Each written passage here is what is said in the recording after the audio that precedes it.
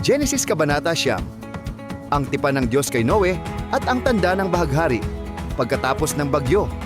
Pagkatapos na humupa ang mga tubig, nagsalita ang Diyos, hindi sa kulog ngayon, kundi sa pangako. Magpakarami kayo at dumami, lumaganap at punuin ang lupa.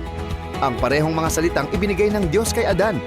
Ngayon, isang ikalawang pagkakataon para sa isang sirang mundo. At sa unang pagkakataon, may karne na singhapagkainan, ngunit hindi ang dugo. Ang buhay ay sagrado. Bawat tibok ng puso ay mahalaga. At saka dumating ang pangakong humihinto sa bawat pusong pantao. Kailanman ay hindi na. Kailanman ay hindi na ko lilipulin ang lupa sa pamamagitan ng baha. At ibinitin ng Diyos ang kanyang busog sa langit, hindi bilang sandata kundi bilang pirma. Isang bahaghari, isang panig na tipan, walang nakasulat na maliliit na letra, walang kondisyon, basta biyaya na pininta sa mga ulap. Ngunit ang kwento ng baha ay hindi nagtatapos sa kasakdalan.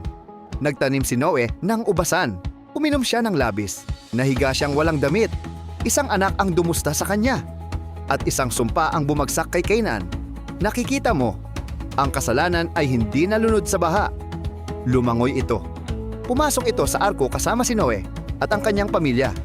Gayunpaman, ang bahaghari ay nagniningning pa rin. Ang pangako ng Diyos ay hindi nakasalalay sa katinuan ni Noe, ni sa ating pagiging perpekto. Nakasalalay ito sa Kanya, sa Diyos. Kaya narito ang katotohanan para sa atin ngayon. Nagkaroon ka na ng iyong baha.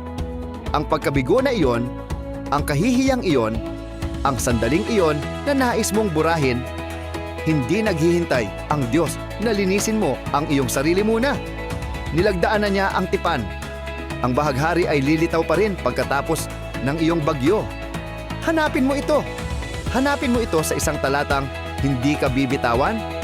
Hanapin mo ito sa isang kaibigan na tumatangging lumayo sa iyo at pakinggan mo ito sa tahimik na bulong. Kailanman ay hindi kita pababayaan. Ngayon, lumabas ka at mamuhay na parang totoo ito. Paramihin ang buhay. Mag-ambak sa mga tao, hindi lamang sa mga proyekto. Pangalagaan ang buhay. Ang iyo, ang kanila, ang mga estranghero. Sirain ang sumpa.